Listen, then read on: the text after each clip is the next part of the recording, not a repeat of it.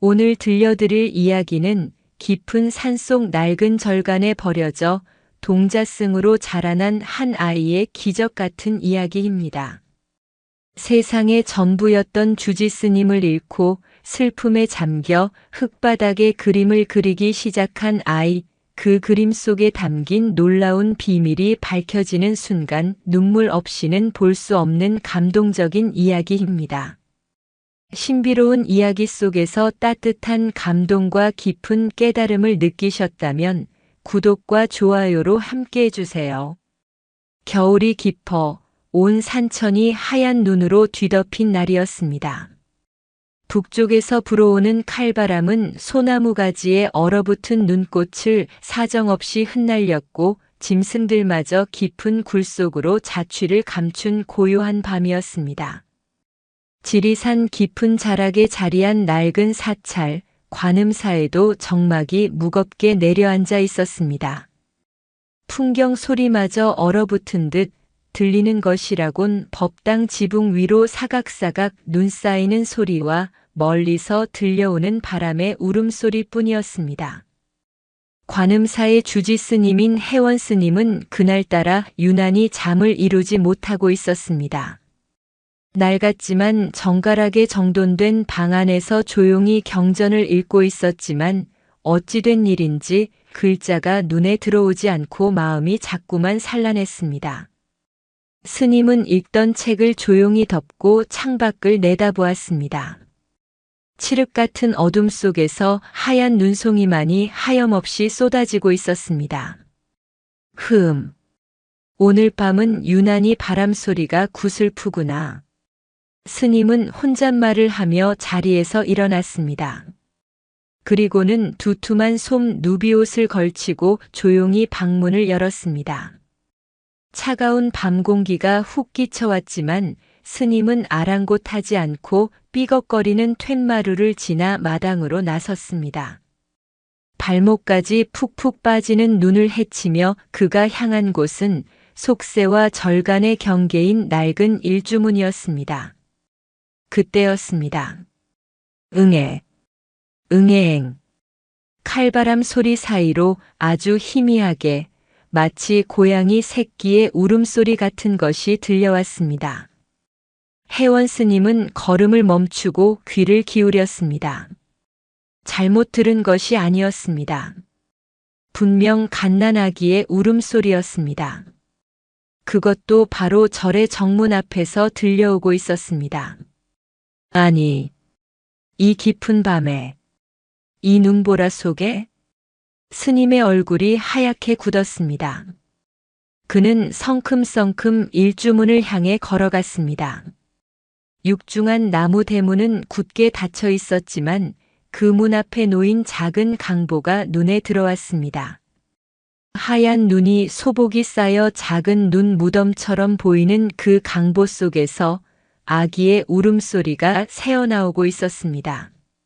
스님은 황급히 무릎을 꿇고 강보 위에 눈을 지어냈습니다. 낡고 해진 붉은색 융으로 만들어진 강보 안에는 태어난 지 얼마 되지 않은 듯한 갓난아기가 추위에 파랗게 질린 채 가늘게 울고 있었습니다. 아이는 이미 울 힘도 없는지 입술을 겨우 움직이며 가쁜 숨을 몰아쉬고 있었습니다. 아이고, 부처님, 어느 모진 어미가 이 어린 것을. 혜원스님은 더 이상 말을 잇지 못했습니다. 그는 급히 자신의 누비옷을 벗어 아기를 감싸고 조심스럽게 품에 안았습니다. 아기의 몸은 얼음장처럼 차가웠지만 미약한 심장의 고동이 스님의 가슴으로 전해져 왔습니다. 스님은 아기의 작은 가슴팍에서 접힌 종이 한 장을 발견했습니다. 종이를 펼치자 서툰 필체로 몇 글자가 적혀 있었습니다. 스님, 부디 이 아이를 거두어 주십시오. 이름은 명진이라 지었습니다. 죄 많은 어미를 용서하십시오. 이름은 명진, 밝을 명의 참진. 밝은 진리의 아이라는 뜻이었습니다. 명진이라. 스님은 차갑게 식어가는 아이를 품에 안고 하염없이 눈물을 쏟아내는 하늘을 바라보았습니다. 그는 아이를 버린 어미를 원망하지 않았습니다. 오죽하면 이 눈보라치는 겨울밤에 어린 것을 젊은 앞에 두고 발길을 돌렸을까. 그 어미의 찢어지는 마음을 먼저 헤아렸습니다. 스님은 아이를 품에 안고 서둘러 자신의 방으로 돌아왔습니다.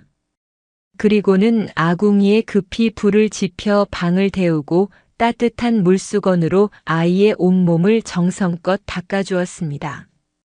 그리고는 며칠 전 마을에 보살이 시주하고 간 쌀 미음을 정성껏 끓여 작은 숟가락으로 아이의 입에 조금씩 흘려 넣어 주었습니다.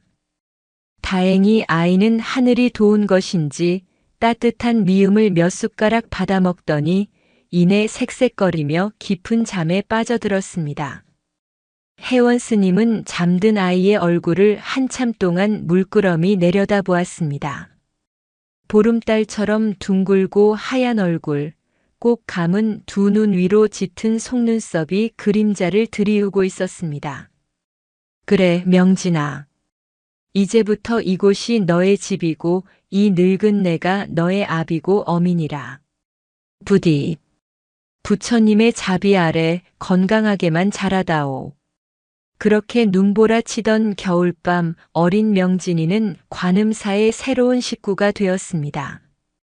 세월은 흘러 명진이는 무럭무럭 자라났습니다.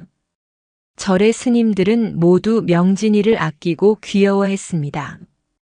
아이는 절간의 귀한 활력소였습니다. 하지만 그 중에서도 명진이가 가장 따르는 사람은 단연 주지 스님인 혜원 스님이었습니다. 명진이에게 혜원 스님은 세상의 전부였습니다. 아침에 눈을 떠서 밤에 잠이 들 때까지 명진이의 세상은 오직 혜원 스님을 중심으로 돌아갔습니다. 아장아장 걸음마를 떼기 시작했을 때부터 명진이는 늘 스님의 뒤를 그림자처럼 졸졸 따라다녔습니다. 스님이 이른 새벽 쇠북을 치며 예불을 올리면 명진이는 작은 두 손을 어설프게 모으고 스님의 등 뒤에서 꾸벅꾸벅 절을 했습니다. 스님이 커다란 빗자루를 들고 마당에 낙엽을 쓸면 명진이는 제 키만 한 작은 쌀이비를 들고 와 스님의 흉내를 냈습니다. 스님, 스님. 명진이도 쓸어요. 휙휙. 고사리 같은 손으로 빗자루를 휘두르는 모습에 스님들은 웃음을 참지 못했습니다. 혜원 스님은 그런 명진이를 번쩍 안아 올리며 말했습니다. 허허허, 우리 강아지. 마당을 쓰는 것이 아니라 먼지만 일으키는구나. 이리 온.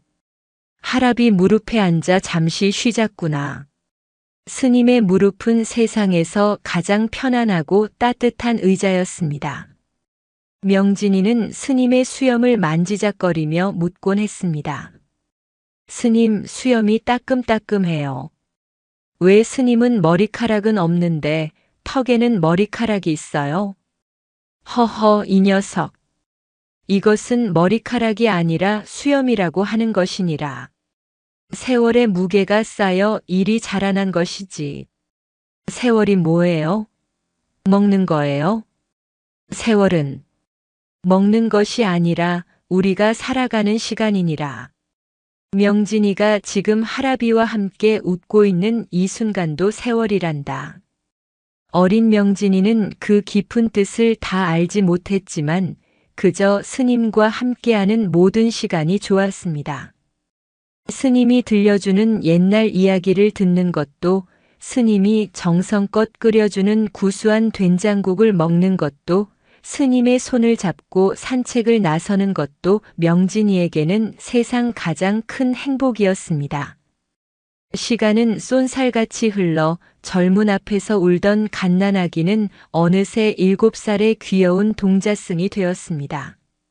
아이들은 보통 그 나이가 되면 절간의 생활을 답답해하며 속세로 나가고 싶어 하기 마련이지만 명진이는 단 한 번도 그런 마음을 품은 적이 없었습니다. 관음사가 명진이의 세상이었고 혜원 스님이 그 세상의 태양이자 달이었습니다. 명진이의 하루는 혜원 스님으로 시작해서 혜원 스님으로 끝났습니다.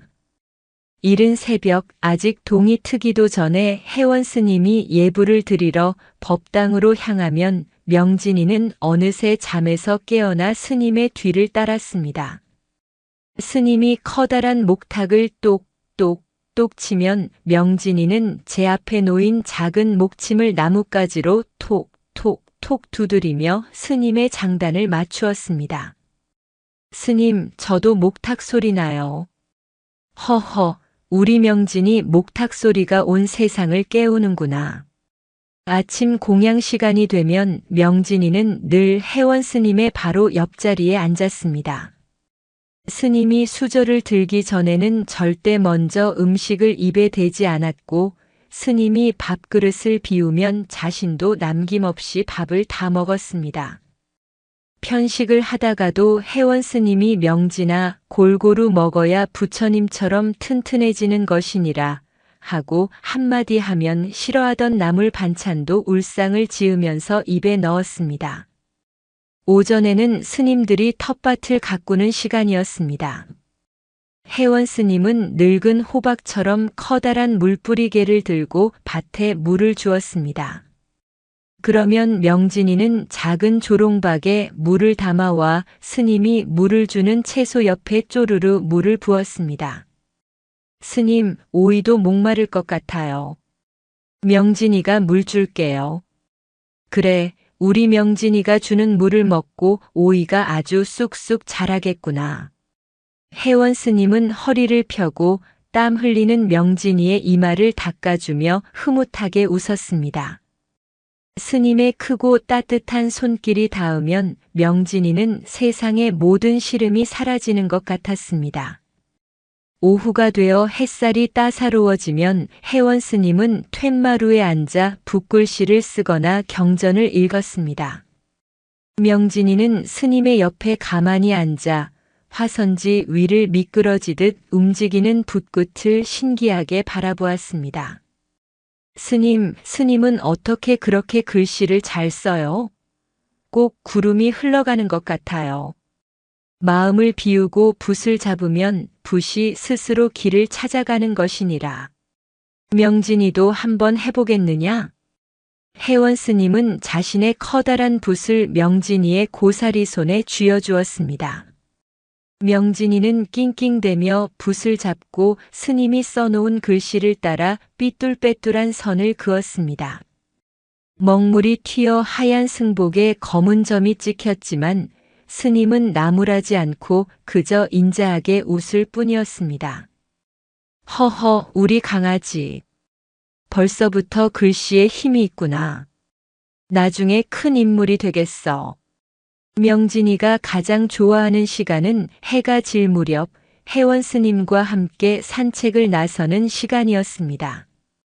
두 사람은 손을 꼭 잡고 절 뒤편의 작은 오솔길을 따라 걸었습니다. 스님은 길가에 핀 들꽃의 이름을 알려주고 나무에 둥지를 튼 새의 이야기를 들려주었습니다. 명진아, 저것은 뻐꾸기라는 새란다. 제 스스로 집을 짓지 않고 다른 새의 둥지에 몰래 알을 낳아 기르게 하는 아주 꾀가 많은 새지. 왜요? 뻐꾸기는 나쁜 새예요? 나쁘다고 할 수는 없느니라. 그저 저마다 살아가는 방식이 다른 것뿐이지. 사람 사는 세상도 마찬가지란다. 나와 다르다고 해서 무조건 틀리거나 나쁘다고 생각해서는 안 되느니라. 저마다의 사정이 있는 법이니 먼저 그 마음을 헤아려 주어야 한다. 혜원 스님의 말씀은 어린 명진이가 이해하기에는 어려운 것들이 많았습니다. 하지만 명진이는 그 뜻을 다 알지 못해도 스님의 나지막하고 따뜻한 목소리를 듣는 것만으로도 마음이 편안해졌습니다. 절에는 혜원 스님 외에도 다른 스님들이 몇 분 더 계셨습니다. 그 중에서도 서열이 높은 범진 스님은 늘 엄하고 무서운 얼굴을 하고 있었습니다. 범진 스님은 명진이가 혜원 스님의 곁에서 어리광을 부릴 때마다 헛기침을 하며 말했습니다. 주지 스님, 저 아이도 이제 절의 규율을 배워야 할 나이입니다. 너무 오냐오냐 키우시면 수행에 방해가 될까 저어되옵니다. 그러면 혜원 스님은 빙그레 웃으며 대답했습니다. 허허, 범진 스님. 저 아이는 아직 어리지 않소. 때가 되면 자연히 배우게 될 터이니 너무 걱정 마시오. 부처님의 가르침이 어찌 경전 속에만 있겠소. 저 아이의 해맑은 웃음 속에, 저 아이의 순수한 질문 속에 부처님의 참모습이 있는 것을. 반면에 젊은 대우 스님은 명진이를 친동생처럼 아껴주었습니다. 그는 가끔 마을에 나갔다 오는 길에 명진이가 좋아할 만한 달콤한 엿이나 과자를 몰래 숨겨와 쥐어주곤 했습니다. 명진아, 주지 스님 몰래 먹어야 한다. 알았지? 그러면 명진이는 눈을 동그랗게 뜨고 물었습니다. 왜요? 거짓말하는 건 나쁜 거잖아요. 허허, 이건 거짓말이 아니라. 작은 기쁨이라고 해두자꾸나. 명진이는 그 작은 기쁨을 손에 쥐고 가장 먼저 혜원 스님에게 달려갔습니다. 스님, 대우 스님이 기쁨을 주셨어요. 스님 먼저 드세요. 혜원 스님은 명진이의 손에 들린 엿을 보고는 큰 소리로 웃었습니다. 이 녀석 기쁨을 나누어 먹을 줄도 아는구나. 그래, 우리 명진이 덕분에 늙은 스님도 오늘 작은 기쁨을 맛보는구나. 그렇게 명진이는 혜원 스님의 사랑과 가르침 속에서 세상의 모든 시름을 잊은 채 행복한 나날을 보냈습니다. 아이는 밤마다 잠자리에 들기 전 작은 두 손을 모아 기도했습니다. 부처님, 우리 할아버지 스님이 오래오래, 아주 오래오래 명진이랑 함께 살게 해주세요.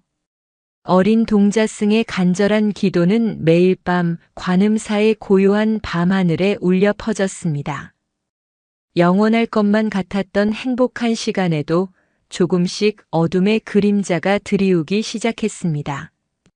명진이가 9살이 되던 해 가을이었습니다. 단풍이 곱게 물들고 하늘이 더없이 높고 푸르던 어느 날부터인가 혜원 스님에게서 작은 변화가 나타나기 시작했습니다. 처음에는 그저 마른 기침이었습니다. 스님은 법당에서 예불을 올리다가도 툇마루에 앉아 경전을 읽다가도 콜록콜록하고 가슴을 울리는 기침을 했습니다. 스님 괜찮으세요? 감기 걸리셨어요? 명진이가 걱정스러운 얼굴로 물으면 혜원 스님은 아무것도 아니라는 듯 손을 내저으며 웃었습니다. 허허, 괜찮다 명진아. 그저 가을바람이 목을 간지리는구나. 찬 바람이 불기 시작하니 우리 명진이도 옷을 따뜻하게 입고 다녀야 한다. 하지만 스님의 기침은 날이 갈수록 잦아졌습니다. 그리고 언제나 쩌렁쩌렁하던 목소리에는 쇳소리가 섞이기 시작했습니다. 예전에는 명진이를 번쩍번쩍 안아 올리던 그 단단하던 팔은 이제 명진이의 손을 잡고 산책하는 것만으로도 힘에 부치는지 가볍게 떨리곤 했습니다. 가장 눈에 띄는 변화는 스님의 식사량이었습니다. 언제나 복스럽게 공양을 하시던 스님은 이제 밥그릇의 절반도 비우지 못하고 수저를 내려놓는 일이 잦았습니다. 스님, 왜 밥 안 드세요? 오늘 반찬 맛없어요? 명진이가 속이 상해 물으면 스님은 힘없이 웃으며 대답했습니다. 아니니라 명진아. 오늘따라 유난히 나물이 맛이 좋구나. 그저 이 늙은이가 소화가 잘 안 되는 모양이다. 우리 명진이가 많이 먹고 쑥쑥 커야지. 스님은 자신의 밥그릇에 있던 반찬을 명진이의 그릇에 덜어주었습니다. 절의 다른 스님들도 혜원 스님의 건강이 예전 같지 않음을 눈치채고 있었습니다. 엄한 얼굴의 범진 스님마저도 걱정스러운 목소리로 말했습니다. 주지 스님, 아무래도 마을의 의원에게 한번 다녀오시는 것이 좋겠습니다. 안색이 너무 좋지 않으십니다. 괜찮다니까 그러시오, 범진 스님. 늙으면 다 일이 흙으로 돌아갈 준비를 하는 것이지 뭘 그리 호들갑을 떠시오. 그보다 저기 텃밭에 무가 곧 얼기 전에 뽑아야 할 터인데. 혜원 스님은 자신의 몸보다 절의 살림을 더 걱정했습니다. 겨울이 다가오면서 혜원 스님의 병세는 눈에 띄게 깊어졌습니다. 스님은 이제 더 이상 이른 새벽 예불에 나가지 못하고 하루의 대부분을 방 안에 누워 지냈습니다. 쩌렁쩌렁하던 기침은 이제 가슴을 쥐어뜯는 듯한 고통스러운 소리로 변했습니다. 스님의 몸은 하루가 다르게 말라갔고 인자하던 얼굴에는 검은 그림자가 짙게 드리워졌습니다. 명진이의 세상도 함께 무너져 내리고 있었습니다. 언제나 자신의 곁을 지켜주던 태양이 쓰러져가는 등불처럼 힘을 잃어가는 모습을 보는 것은 어린 아이에게 너무나도 큰 공포였습니다. 명진이는 방에 누워 끙끙 앓는 스님의 곁을 한시도 떠나지 않았습니다. 그는 작은 물수건에 찬물을 적셔와 불덩이처럼 뜨거운 스님의 이마를 정성껏 닦아드렸습니다. 스님, 제가 닦아드리면 시원해서 금방 나으실 거예요. 명진이의 눈에서는 굵은 눈물방울이 뚝뚝 떨어졌습니다. 혜원 스님은 힘겹게 눈을 떠 자신의 곁을 지키는 어린 제자를 바라보았습니다. 그는 마른 손을 들어 명진이의 눈물을 닦아주었습니다. 울지 마라. 명진아. 사내대장부가 그리 쉽게 눈물을 보이는 것이 아니니라. 하지만 스님이 아프시잖아요. 명진이가 대신 아팠으면 좋겠어요. 명진이는 스님의 차가운 손을 부여잡고 서럽게 울었습니다. 혜원 스님은 그런 명진이를 보며 희미하게 웃었습니다. 이 어리석은 것. 사람이 나고 늙고 병들어 죽는 것은 세상의 자연스러운 이치이니라. 봄이 오면 꽃이 피었다가 가을이 되면 낙엽이 되어 떨어지는 것과 같은 게지. 싫어요. 저는 스님이 낙엽처럼 떨어지는 거 싫어요. 스님은 제 옆에 계속 계셔야 해요. 혜원 스님은 더 이상 명진이를 꾸짖지 않았습니다. 그는 자신의 숨이 얼마 남지 않았음을 직감하고 있었습니다. 그는 마지막 남은 힘을 다해 어린 제자에게 마지막 가르침을 남겨주어야 했습니다. 명진아, 잘 들어라. 스님의 목소리는 갈라지고 희미했지만 그 안에는 깊은 힘이 담겨 있었습니다. 나는 비록 내 곁을 떠나지만 영원히 사라지는 것이 아니니라. 거짓말. 죽으면 다 끝나는 거잖아요. 아니니라. 내 몸은 비록 한 줌의 흙으로 돌아가지만 나의 마음은, 나의 가르침은 언제나 내 곁에 머물 것이다. 저기 법당의 부처님을 보아라. 부처님도 오래전에 이 세상을 떠나셨지만 그분의 자비로운 마음은 지금도 우리와 함께 있지 않느냐. 스님은 가쁜 숨을 몰아쉬며 말을 이었습니다. 부처님은 저기 법당의 금빛 불상 안에만 계시는 것이 아니니라. 이 바람 소리에도 계시고 저 나뭇가지에도 계시고, 그리고 가장 중요한 것은 바로 너의 마음 속에 계시는 것이니라. 제 마음 속에요? 그래. 내가 슬플 때, 내가 힘들 때 눈을 감고 조용히 내 마음을 들여다보아라. 그 안에 언제나 너를 지켜보는 자비로운 부처님이 계실 것이니라. 그리고 이 늙은 할애비도 그 부처님 곁에서 늘 너를 지켜보고 있을 게야. 혜원 스님은 명진이의 머리를 마지막으로 쓰다듬어 주었습니다. 그의 손길은 깃털처럼 가볍고 힘이 없었습니다. 며칠 뒤 첫눈이 내리던 이른 새벽. 혜원 스님은 명진이의 손을 꼭 잡은 채 평화로운 미소를 지으며 조용히 눈을 감았습니다. 마치 긴 잠에 빠져드는 것처럼 고요하고 편안한 모습이었습니다. 9살 동자승의 세상이 무너져 내리는 순간이었습니다. 혜원 스님의 입적 소식에 관음사는 깊은 슬픔에 잠겼습니다. 스님들은 주지 스님의 마지막 길을 정성껏 준비했습니다. 엄격하던 범진 스님마저도 눈시울이 붉어진 채 묵묵히 장례 절차를 이끌었습니다. 다정했던 대우 스님은 소리 죽여 오열하며 스님이 쓰시던 유품들을 정리했습니다.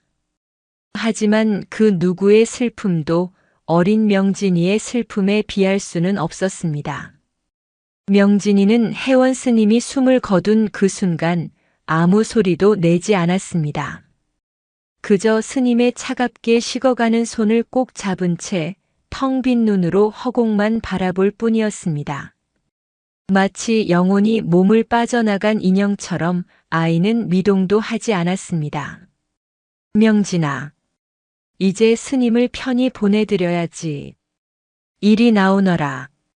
대우 스님이 눈물을 흘리며 명진이의 어깨를 잡았지만 명진이는 뿌리치지 않고 그저 돌처럼 굳어 있었습니다. 스님들은 혜원 스님의 법구를 정성껏 염하고 법당으로 옮겼습니다. 그리고 며칠 동안 밤낮으로 독경 소리가 절간에 울려 퍼졌습니다. 명진이는 법당 구석에 웅크리고 앉아 하얀 천으로 덮인 스님의 모습을 뜬 눈으로 지새우며 지켜보았습니다. 밥도 먹지 않았고 물도 마시지 않았습니다. 누가 말을 걸어도 대답하지 않았습니다. 아이의 세상에는 이제 아무것도 존재하지 않는 듯 했습니다. 다비식이 거행되던 날 하늘에서는 하얀 눈이 펑펑 쏟아졌습니다. 마치 명진이가 처음 절에 오던 그날처럼 스님들은 혜원 스님의 법구를 연화대로 옮겼고 범진 스님이 떨리는 손으로 불을 붙였습니다. 활활 타오르는 불길 속으로 혜원 스님의 육신이 한 줌의 재로 변해가는 모습을 보던 그 순간, 그때까지 아무 소리도 내지 않던 명진이가 비로소 입을 열었습니다. 스님! 그것은 아이의 울음소리가 아니었습니다. 하늘이 찢어지고 땅이 무너지는 듯한 처절한 절규였습니다. 명진이는 타오르는 불길을 향해 달려가려 했고 스님들이 경악하며 아이를 붙잡았습니다. 안 돼요. 우리 스님, 할아버지, 뜨거워요. 나오세요. 어서. 명진이는 발버둥치며 울부짖었습니다. 아이의 작은 몸에서 어찌 저런 힘이 나오는지 젊은 대우 스님 혼자서는 감당하기가 어려울 정도였습니다. 명진아, 정신 차려라. 주지 스님은 이제 부처님 곁으로 가신 게야. 편안한 곳으로. 하지만 그 어떤 위로의 말도 명진이의 귀에는 들리지 않았습니다. 아이는 목이 쉬어 피를 토할 때까지 울고 또 울다가 결국 까무러치고 말았습니다. 그날 이후 명진이는 예전의 명진이가 아니었습니다. 아이의 얼굴에서는 웃음이 완전히 사라졌습니다. 늘 초롱초롱하게 빛나던 두 눈은 깊은 슬픔에 잠겨 초점을 잃은 채 멍하니 허공을 헤맬 뿐이었습니다. 명진이는 더 이상 다른 스님들과 어울리지 않았습니다. 그저 하루 종일 혜원 스님과 함께 거닐던 오솔길을 혼자서 걷거나 스님이 붓글씨를 쓰던 툇마루에 웅크리고 앉아있거나 스님의 온기가 남아있는 텅 빈 방에 들어가 문을 닫고 나오지 않았습니다. 대우 스님은 그런 명진이가 안쓰러워 맛있는 음식을 가져다 주며 말을 걸었습니다. 명진아, 밥 먹어야지. 이렇게 아무것도 안 먹으면 하늘에 계신 주지 스님께서 얼마나 걱정하시겠니? 하지만 명진이는 고개를 저을 뿐 음식을 입에 대지 않았습니다. 아이의 몸은 나날이 말라갔고 동그랗던 얼굴은 반쪽이 되었습니다. 밤이 되면 명진이는 잠을 자지 않고 혜원 스님의 방 창가에 앉아 창밖을 바라보았습니다. 아이는 생각했습니다. 스님은 별이 되어 나를 지켜보고 계실 거야.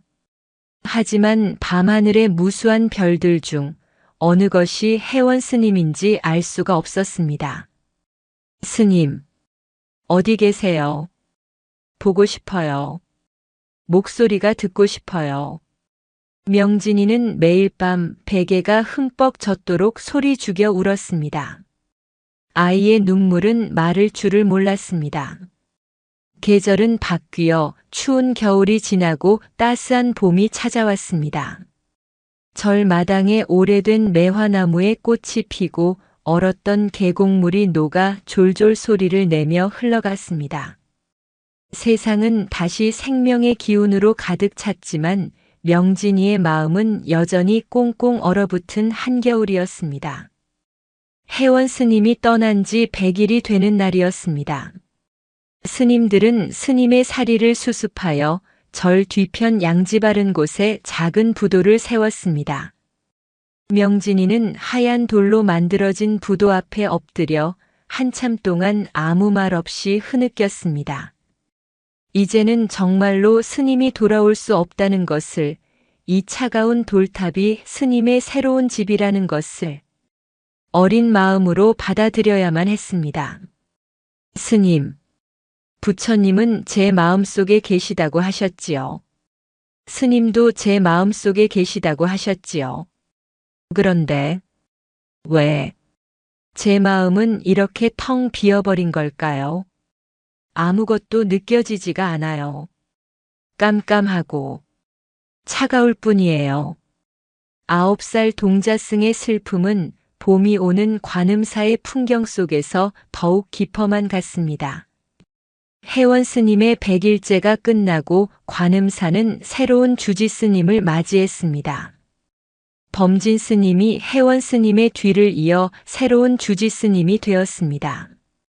절의 모든 것은 제자리를 찾아가는 듯 했지만 명진이의 시간만은 여전히 멈춰 있었습니다. 아이는 여전히 말을 잃은 채 그림자처럼 조용히 절간을 맴돌았습니다. 다른 스님들은 이제 더 이상 명진이에게 섣부른 위로를 건네지 않았습니다. 그저 아이가 스스로 슬픔을 이겨내고 다시 일어서기를 묵묵히 지켜보며 기다려줄 뿐이었습니다. 그러던 어느 날 오후였습니다. 봄비가 촉촉하게 내린 뒤 맑게 갠 날이었습니다. 흙먼지가 가라앉은 절 마당은 부드러운 흙냄새로 가득했습니다.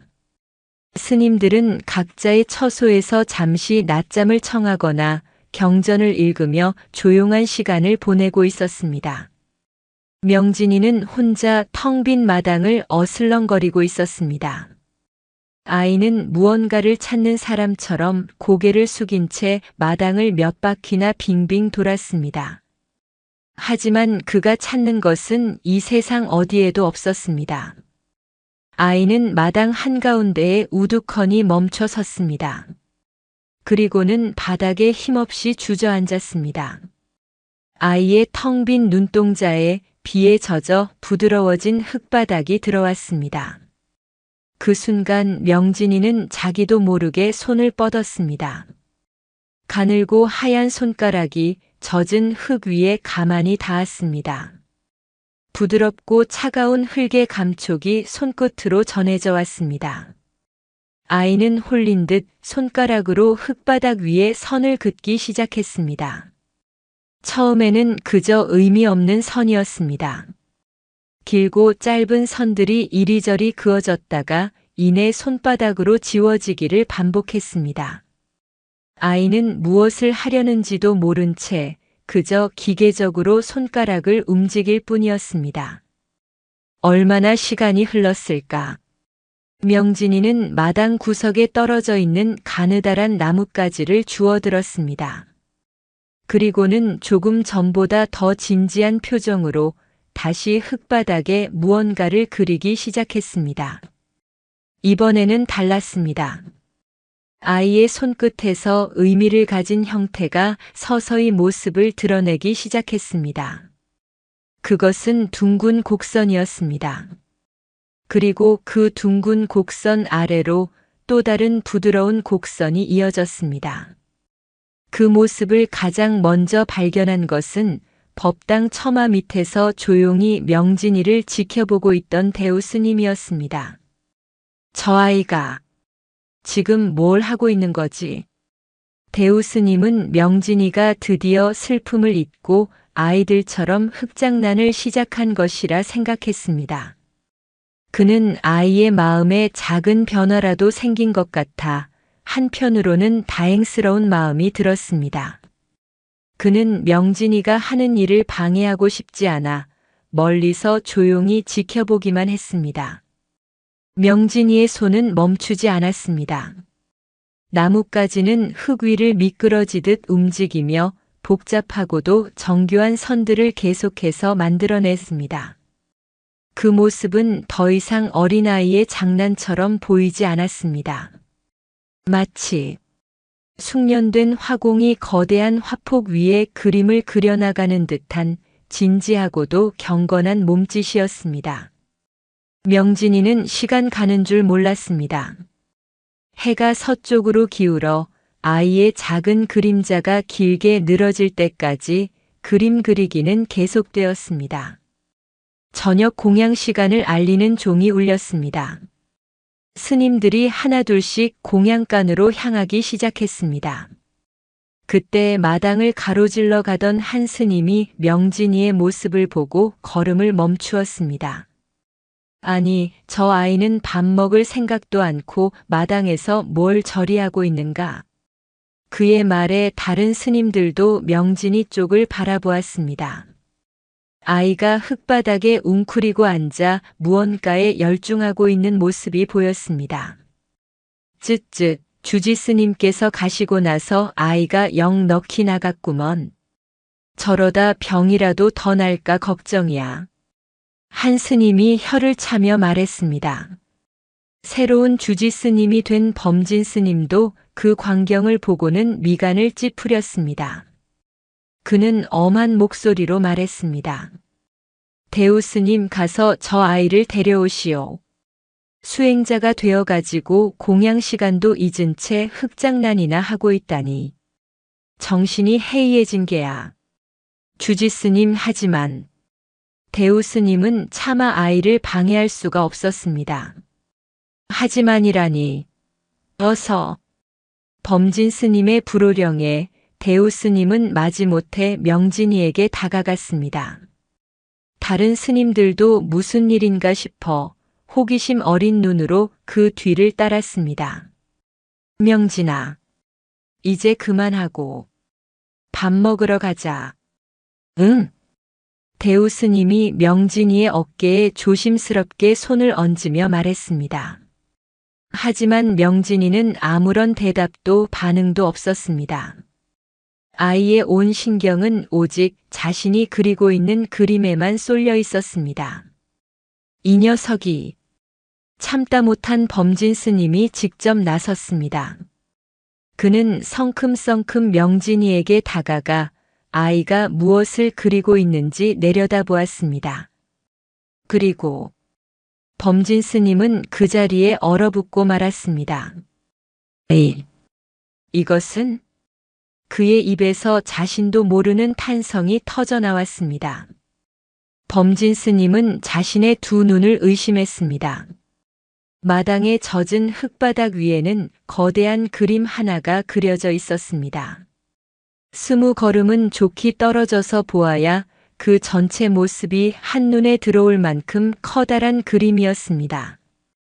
그것은 부처님의 얼굴이었습니다. 두 눈을 지그시 감고 입가에는 세속의 모든 시름을 초월한 듯한 자비로운 미소를 머금은 부처님의 얼굴이었습니다. 하지만 그것은 보통의 그림이 아니었습니다. 어린아이가 그저 나뭇가지로 긁어서 그린 그림이라고는 도저히 믿을 수가 없었습니다. 마치 당대 최고의 화공이 수십 년의 공력을 들여 그린 불화처럼 그림은 살아 숨쉬는 듯한 생명력으로 가득했습니다. 부드럽게 감긴 눈꺼풀의 곡선, 오뚝하면서도 자애로운 콧날, 모든 것을 용서하고 감싸 안을 듯한 도톰한 입술. 그 어느 것 하나 어설픈 구석이 없었습니다. 심지어 나뭇가지에 굵고 가는 선만으로 빛과 그림자를 표현하여 부처님의 얼굴에 입체감까지 부여했습니다. 그림에서는 말로 표현할 수 없는 깊은 평온함과 숭고함이 느껴졌습니다. 그림을 보고 있는 것만으로도 마음속의 모든 번뇌가 씻겨나가는 듯한 기이한 기운이 뿜어져 나왔습니다. 아니, 세상에, 저것을 정말 명진이가? 뒤따라온 다른 스님들도 그림을 보고는 경악을 금치 못했습니다. 모두가 넋을 잃고 흙바닥에 그려진 거대한 부처님의 얼굴을 바라볼 뿐이었습니다. 부처님, 정말 부처님이 이 누추한 땅에 강림하신 것 같구나. 나이 많은 한 노승이 감격에 겨워 두 손을 모으고 합장했습니다. 범진 스님은 좀처럼 충격에서 헤어나오지 못했습니다. 그는 늘 명진이를 그저 철없는 아이, 주지 스님의 과보호 속에서 자란 응석바지로만 여겨왔습니다. 그런데 저 그림은 범상한 아이의 솜씨가 아니었습니다. 아이는 글씨도 겨우 떼었을 뿐 그림을 따로 배운 적이 단 한 번도 없었습니다. 그런데 어찌 저런 그림을 그릴 수 있단 말인가? 범진 스님은 천천히 고개를 숙여 그림을 그리고 있는 명진이의 얼굴을 들여다보았습니다. 아이는 여전히 그림의 마지막 부분을 다듬고 있었습니다. 부처님의 귀를 그리고 있었는데 그 커다랗고 복스러운 귓불을 그리는 아이의 손길은 한치의 망설임도 없었습니다. 명진이의 얼굴은 평소와 달랐습니다. 슬픔과 공허함으로 가득했던 그 텅 빈 얼굴이 아니었습니다. 아이의 얼굴은 무언가에 깊이 몰입한 장인처럼 진지했으며 그 두 눈은 세상의 그 어떤 것보다도 맑고 깊게 빛나고 있었습니다. 아이는 지금 이 세상에 존재하지 않는 듯 보였습니다. 아이의 영혼은 오직 흙과 나뭇가지 끝에 온전히 실려 있었습니다. 마침내 명진이의 손이 멈추었습니다. 그림이 완성된 것입니다. 명진이는 한참 동안 자신의 그림을 물끄러미 내려다보았습니다. 그리고는 그림의 한가운데 부처님의 미간 사이에 마지막으로 점 하나를 콕 찍었습니다. 그 순간 아이의 뺨 위로 굵은 눈물 한 방울이 툭 떨어졌습니다. 스님.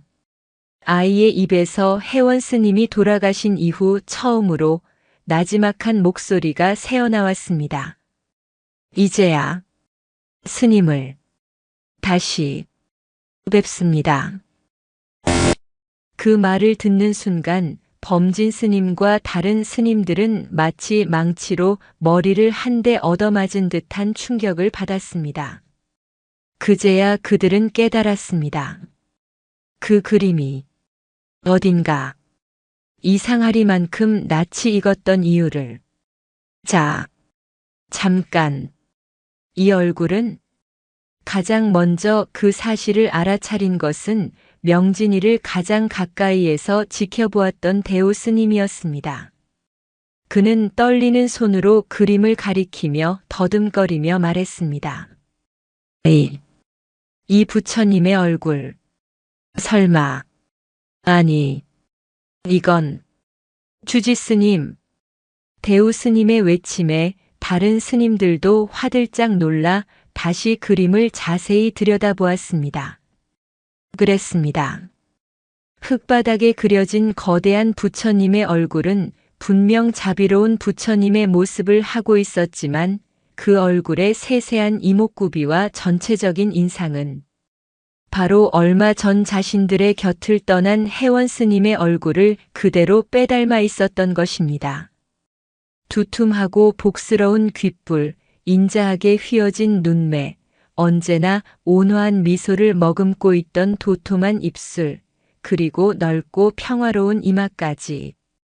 그것은 틀림없이 살아생전 혜원 스님의 모습이었습니다.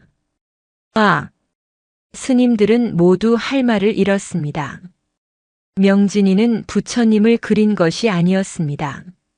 아이는 자신의 마음속에 남아있는 세상에서 가장 자비롭고 따뜻했던 단 한 사람, 돌아가신 혜원 스님의 얼굴을 그리고 있었던 것입니다. 아이에게 혜원 스님은 곧 부처님이었습니다. 범진 스님은 온몸에 소름이 돋는 것을 느꼈습니다. 그는 비틀거리며 뒷걸음질 쳤습니다. 이럴 수가. 주지 스님께서 부처님의 모습으로. 스님들은 이제야 명진이의 행동을 이해할 수 있었습니다. 아이가 넋을 잃고 슬픔에 잠겨 있었던 것은 그저 스승을 잃은 슬픔 때문만이 아니었습니다. 아이는 자신의 마음속에 살아있는 스님의 모습을, 그 자비로운 부처님의 모습을 어떻게 표현해야 할지 몰라 그토록 방황했던 것입니다. 그리고 오늘 비에 젖은 이 흙바닥 위에서 아이는 비로소 자신의 그리움을, 스승에 대한 존경과 사랑을 이 거대한 그림으로 피워낸 것입니다. 스님, 보고 싶었어요. 정말 보고 싶었어요. 명진이는 흙바닥에 그려진 혜원 스님의 얼굴을 두 손으로 어루만지며 하염없이 눈물을 흘렸습니다. 마치 살아있는 스님의 얼굴을 만지는 것처럼 아이의 손길은 조심스럽고도 애틋했습니다. 그 광경을 지켜보던 스님들의 눈에서도 뜨거운 눈물이 흘러내렸습니다. 다정했던 주지 스님의 모습이, 스님의 따뜻했던 목소리가, 스님의 인자했던 웃음이 눈앞의 그림을 통해 생생하게 되살아나는 듯 했습니다. 범진 스님은 조용히 명진이의 곁으로 다가가 아이의 작은 어깨를 감싸 안았습니다. 예전처럼 엄한 목소리가 아니었습니다. 그는 목이 메인 소리로 말했습니다. 그래, 명진아.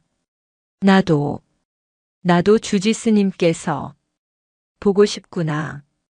범진 스님은 명진이와 함께 흙바닥에 주저앉아 한참 동안 그림을 바라보았습니다. 그는 깨달았습니다. 혜원 스님께서 왜 그토록 명진이를 아끼셨는지, 왜 명진이의 순수함 속에 부처님의 참모습이 있다고 하셨는지, 이 아이의 눈에는, 티끌 하나 없는 순수한 마음의 눈에는 혜원 스님이 정말로 부처님의 모습으로 보였던 것입니다. 어쩌면 혜원 스님은 정말로 높은 경지에 이른 살아있는 보살이었을지도 모릅니다. 그리고 그 사실을 오직 이 어린 동자승만이 꿰뚫어 보고 있었던 것입니다. 해가 완전히 저물고 마당에는 어둠이 내리기 시작했습니다. 스님들은 저녁 공양도 잊은 채 그 자리를 떠나지 못했습니다. 주지 스님, 이 그림을 어찌해야 합니까? 비가 오거나 바람이 불면 금방 사라져버릴 터인데. 대우 스님이 안타까운 목소리로 물었습니다. 범진 스님은 한참 동안 생각에 잠겼다가 결심한 듯 말했습니다. 오늘 밤 모든 스님들은 법당이 아니라 이 마당에서 밤을 새우도록 하시오. 비바람이 불지 않도록 이 그림이 하룻밤이라도 온전히 보존될 수 있도록 다 함께 마음을 모아 기도를 올립시다. 이것이 돌아가신 주지스님께 우리가 올리는 마지막 공양이다. 그날 밤 관음사의 모든 스님들은 마당에 둘러앉아 흙 위에 그려진 혜원 스님의 얼굴을 지키며 밤새도록 독경을 했습니다. 명진이는 범진 스님의 품에 안겨 처음으로 깊고 평화로운 잠에 빠져들었습니다. 그리고 기적은 그 깊은 밤에 일어났습니다. 밤은 깊어지고 하늘에는 별들이 총총히 빛나고 있었습니다. 스님들의 나지막한 독경 소리만이 고요한 산사의 밤 공기를 가르고 있었습니다. 모두가 한마음으로 흙 위에 그려진 혜원 스님의 얼굴이 무사하기를 기원하고 있었습니다. 자정이 지날 무렵이었습니다. 독경을 하던 스님들은 무언가 이상한 기운을 느꼈습니다. 분명 바람 한 점 불지 않는데 어디선가 아주 맑고 향긋한 향기가 피어오르기 시작했습니다. 그것은 이제껏 한 번도 맡아본 적이 없는 아주 깊고 그윽한 향이었습니다. 마치 수천 송이의 연꽃이 한꺼번에 피어난 듯한 천상의 향기였습니다. 이 향기는 스님들은 서로의 얼굴을 마주 보았습니다. 그리고 바로 그 순간 스님들은 눈앞의 광경에 숨을 멈추었습니다. 그림의 한가운데 명진이가 마지막으로 점을 찍었던 혜원 스님의 미간 사이에서 아주 희미한 빛이 새어나오기 시작했습니다. 처음에는 반딧불이처럼 작은 빛이었습니다. 하지만 그 빛은 점점 더 강해지고 점점 더 넓게 퍼져나갔습니다. 이내 그 빛은 둥근 보름달처럼 마당 전체를 환하게 비추었습니다. 세상에! 부처님! 스님들은 모두 그 자리에 엎드려 절을 했습니다. 빛은 눈이 부실 정도로 강렬했지만 이상하게도 눈이 아프지는 않았습니다. 오히려 그 빛을 보고 있자니 마음이 더없이 편안해지고 따뜻해지는 기분이었습니다. 빛이 정점에 달했을 때 더욱 놀라운 일이 벌어졌습니다. 빛이 뿜어져 나오던 바로 그 자리에서 흙을 뚫고 무언가가 천천히 솟아오르기 시작했습니다. 그것은 연꽃이었습니다. 하지만 보통의 연꽃이 아니었습니다. 그것은 마치 순금으로 빚어 만든 듯한 눈부신 황금빛 연꽃이었습니다. 꽃봉오리는 세상을 다 품을 듯이 탐스러웠고 그 꽃잎 한 장 한 장에서는 세속의 모든 번뇌를 씻어내는 듯한 찬란한 빛과 향기가 뿜어져 나왔습니다. 황금 연꽃은 스님들이 지켜보는 앞에서 천천히 그리고 우아하게 그 꽃잎을 활짝 피웠습니다. 스님들은 평생을 수행해왔지만 이토록 신비롭고 성스러운 광경은 난생 처음이었습니다. 이것은 인간의 세상에서 일어날 수 있는 일이 아니었습니다. 분명한 기적이었습니다. 범진 스님은 엎드린 채 뜨거운 눈물을 흘리며 깨달았습니다. 주지 스님, 돌아가신 것이 아니었구나. 열반에 드신 것이었어. 혜원 스님은 그저 늙고 병들어 돌아가신 것이 아니었습니다. 스님은 평생의 수행을 통해 모든 번뇌를 끊고 완전한 깨달음의 경지, 즉 열반에 드신 것이었습니다. 그리고 명진이가 그린 이 그림은 그저 그리움의 표현이 아니었습니다. 그것은 티끌 하나 없는 순수한 동자승의 마음의 눈을 통해 드러난 혜원 스님의 참모습이었습니다. 혜원 스님의 그 자비로운 마음이 부처가 되어 이 흙바닥 위의 모습을 드러낸 것이었습니다. 그리고 이 황금 연꽃은 혜원 스님의 위대한 깨달음을 증명하는 하늘이 내린 증표였던 것입니다.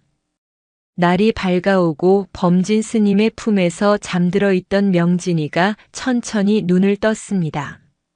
아이는 자신의 눈앞에 펼쳐진 광경을 보고도 놀라지 않았습니다. 그저 너무나도 당연하다는 듯이 활짝 핀 황금 연꽃을 바라보았습니다. 그리고는 환하게 웃었습니다.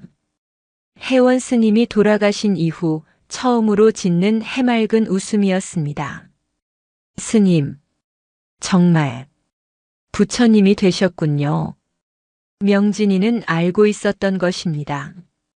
처음부터 혜원 스님이 사라진 것이 아니라 더 크고 위대한 존재가 되어 자신과 온 세상을 비추고 있다는 것을. 그날 아침 관음사의 모든 스님들은 흙 위에 핀 황금 연꽃 앞에 모여 혜원 스님을 향한 그리고 새로운 부처를 향한 뜨거운 예불을 올렸습니다. 흙 위에 피어난 황금 연꽃의 소문은 산바람을 타고 순식간에 온 나라로 퍼져나갔습니다. 사람들은 이 신비로운 기적을 보기 위해 전국 각지에서 구름처럼 관음사로 몰려들었습니다. 낡고 초라했던 산사의 마당은 연꽃을 보며 소원을 비는 사람들로 발 디딜 틈이 없었습니다. 황금 연꽃은 시들지 않았습니다. 밤이나 낮이나 변치 않는 찬란한 빛과 향기를 내뿜으며 사람들의 지친 마음을 어루만져 주었습니다. 명진이가 그린 혜원 스님의 얼굴 그림 또한 비가 오나 눈이 오나 조금도 지워지지 않고 황금 연꽃의 아래에서 자비로운 미소를 짓고 있었습니다. 사람들은 명진이를 부처를 그린 동자승, 살아있는 작은 부처라 부르며 우러러 보았습니다. 어떤 부자는 명진이에게 값비싼 비단옷과 음식을 바치며 자신의 아들이 되어달라고 청하기도 했습니다. 하지만 명진이는 그 모든 관심과 칭송에 흔들리지 않았습니다. 아이는 예전처럼 낡은 승복을 입고 절의 스님들과 똑같이 소박한 음식을 먹으며 묵묵히 자신의 일상을 살아갔습니다. 아이의 얼굴에서는 더 이상 슬픔을 찾아볼 수 없었습니다. 그 대신 나이에 어울리지 않는 깊은 평온함과 지혜가 깃들어 있었습니다. 아이는 이제 혜원 스님이 곁에 없음을 슬퍼하지 않았습니다. 스님이 남겨주신 마지막 가르침처럼 스님이 곧 부처가 되어 이 세상 모든 곳에 그리고 자신의 마음속에 늘 함께 계심을 깨달았기 때문입니다. 새로운 주지 스님이 된 범진 스님은 관음사에 쏟아지는 세속의 관심이 오히려 수행에 방해가 될까 염려했습니다. 그는 어느 날 저녁 명진이를 조용히 자신의 방으로 불렀습니다. 명진아, 네, 주지 스님. 명진이가 공손하게 합장하고 대답했습니다. 내가 그린 그림과 이 연꽃 덕분에 우리 절이 세상에 큰 주목을 받게 되었구나. 허나 명심하거라. 이 모든 것은 돌아가신 혜원 큰 스님의 높은 덕이 드러난 것일 뿐 결코 너의 공이 아니니라. 너는 언제나 겸손한 마음으로 수행에 정진해야 할 것이다. 범진 스님은 명진이가 교만한 마음을 가질까 염려되어 일부러 엄하게 말했습니다. 명진이는 조용히 고개를 끄덕였습니다. 알고 있습니다, 주지 스님. 이것은 모두 할아버지 스님께서 제게 주신 마지막 가르침인 것을요. 마지막 가르침이라니? 네. 명진이가 마당의 황금 연꽃을 바라보며 말했습니다. 할아버지 스님께서는 부처님은 법당의 불상 안에만 계신 것이 아니라 우리 마음속에 계시다고 하셨습니다. 저는 그저 제 마음속에 계신 할아버지 스님을, 부처님을 그렸을 뿐입니다. 이 연꽃은 제 그림이 아니라 모든 사람들의 마음속에 본래부터 피어있는 부처님의 마음이 할아버지 스님의 자비를 통해 잠시 모습을 드러낸 것이겠지요. 범진 스님은 9살 동자승의 입에서 나오는 깊은 깨달음의 말에 아무 대꾸도 할 수 없었습니다. 그는 부끄러움을 느꼈습니다. 자신은 평생을 수행하고도 깨닫지 못한 진리를 이 어린 아이는 이미 마음으로 체득하고 있었습니다. 범진 스님은 자리에서 일어나 명진이에게 깊이 허리를 숙였습니다. 내가 어리석었구나. 너야말로 해원 큰 스님의 진정한 제자로다. 이 늙은이가 너에게서 큰 가르침을 얻었다. 그날 이후 범진 스님은 명진이를 단순한 동자승이 아닌 자신과 동등한 수행의 길을 걷는 도반으로 대하며 깊이 존중했습니다. 시간이 흘러 명진이는 그림 그리기를 멈추지 않았습니다. 아이는 더 이상 흙바닥에 그림을 그리지 않았습니다. 대신 대우 스님이 구해다 준 낡은 종이와 먹으로 그림을 그리기 시작했습니다. 명진이는 무엇을 보고 그리는 법이 없었습니다. 그저 눈을 감고 자신의 마음속에 떠오르는 부처님의 모습을 그렸습니다. 때로는 인자하게 웃는 모습으로, 때로는 엄하게 꾸짖는 모습으로, 때로는 깊은 슬픔에 잠긴 모습으로. 명진이의 손끝에서 태어난 부처님은 1000개의 얼굴을 가지고 있었습니다. 그리고 그 모든 얼굴 속에는 해원 스님의 자비로운 모습이 녹아 있었습니다. 명진이의 그림은 신기한 힘을 가지고 있었습니다. 그림을 보는 사람들은 자신의 마음의 병을 치유받았습니다. 마음에 분노가 가득한 사람은 그림을 보고 마음의 평화를 얻었고, 깊은 슬픔에 잠긴 사람은 그림을 보고 따뜻한 위로를 받았습니다. 명진이의 그림은 돈으로 팔리지 않았습니다. 그저 마음이 아픈 사람들이 저를 찾아와 간절히 청하면 명진이는 그 사람의 얼굴을 한참 동안 들여다본 뒤 그 사람의 마음속에 있는 부처님의 모습을 그려주었습니다. 그것이야말로 해원 스님이 남겨주신 가장 위대한 가르침이었습니다. 부처는 멀리 있는 것이 아니라 바로 우리 각자의 마음속에 있다는 진리. 명진이는 그 진리를 그림을 통해 세상에 전하는 해원 스님의 진정한 법맥을 이은 제자가 된 것입니다. 세월은 물처럼 흘러 부처를 그리던 9살의 동자승 명진이는 어느덧 온화하고 지혜로운 눈빛을 가진 젊은 스님이 되었습니다. 그리고 마당의 흙 위에 피어났던 황금 연꽃은 10년이라는 긴 세월 동안 시들지 않고 관음사를 지키다간 명진이가 20살이 되던 해봄날 호련히 빛과 함께 사라졌습니다. 사람들은 아쉬워했지만 명진이는 담담하게 말했습니다. 연꽃은 사라진 것이 아닙니다.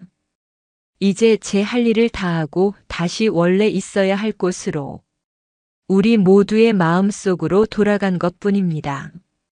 명진 스님의 명성은 온 나라에 자자했지만 그는 결코 자신을 내세우는 법이 없었습니다. 그는 늙은 범진 스님의 뒤를 이어 관음사의 주지 스님이 되었지만 여전히 가장 허름한 방에서 지내며 가장 굳은 일을 도맡아 했습니다. 그는 여전히 그림을 그렸습니다. 그의 그림은 이제 국보로 지정해야 한다는 이야기까지 나왔지만 그는 자신의 그림을 팔거나 절 밖으로 내보내는 것을 허락하지 않았습니다. 이 그림들은 제 것이 아닙니다. 돌아가신 은사 스님의 가르침이며 이 절을 찾아오는 아픈 마음들을 잠시 쉬게 해주는 의자와도 같은 것입니다. 어찌 의자를 팔고 살 수 있겠습니까? 그의 방에는 오직 단 한 점의 그림만이 걸려 있었습니다. 그것은 그가 9살 때 처음으로 흙바닥에 그렸던 해원 스님의 얼굴을 훗날 종이에 그대로 옮겨 그린 그림이었습니다. 그는 매일 아침 그 그림 속 스승의 얼굴을 보며 하루를 시작했습니다. 어느 맑은 가을날 명진 스님은 어린 동자승 하나를 데리고 혜원 스님의 부도가 있는 절 뒤편 언덕에 올랐습니다. 동자승은 마치 과거의 자신을 보는 듯 호기심 많은 눈으로 스님을 졸졸 따라다녔습니다. 스님, 스님. 사람들은 스님을 살아있는 부처님이라고 불러요. 정말 스님이 부처님이세요? 명진 스님은 어린 동자승의 머리를 쓰다듬으며 혜원 스님이 자신에게 그랬던 것처럼 인자하게 웃었습니다. 아니란다. 이 세상에 부처가 아닌 사람은 아무도 없단다. 너도 부처고 저기 날아가는 새도 부처고 길가의 작은 풀 한 포기도 모두 부처란다. 다만 사람들이 그 사실을 잊고 살아갈 뿐이지. 명진 스님은 하얀 돌로 만들어진 혜원 스님의 부도를 가만히 쓰다듬었습니다. 나에게 부처님의 모습을 처음으로 가르쳐 주신 분은 바로 저기 누워 계신 나의 스승님이셨다. 나의 스승님께서는 나에게 부처가 되는 법을 가르쳐 주신 것이 아니라 내 안에 이미 부처가 있음을 깨닫게 해주셨지. 맑은 가을 햇살이 혜원 스님의 부도와 젊은 명진 스님, 그리고 어린 동자승의 모습을 따뜻하게 비추고 있었습니다. 한 아이의 순수한 그리움이 피워낸 기적은 그렇게 또 다른 세대로 이어져 세상의 어두운 곳을 밝히는 밝은 진리의 등불이 되어 관음사에 영원히 살아 숨쉬게 되었습니다. 어르신들, 오늘 이야기 어떠셨습니까? 가장 깊은 슬픔 속에서 가장 위대한 기적이 피어날 수 있습니다. 진실한 그리움과 순수한 마음은 때로 하늘을 움직이는 힘을 가지기도 합니다. 진정한 스승은 지식을 가르치는 사람이 아니라 우리 마음속에 잠든 위대함을 깨워주는 사람입니다. 부처는 멀리 절간이나 하늘에 있는 것이 아니라 바로 우리 각자의 마음속에 있다는 사실. 오늘 하루 내 마음속 부처님께 다정한 인사를 건네보는 것은 어떨까요?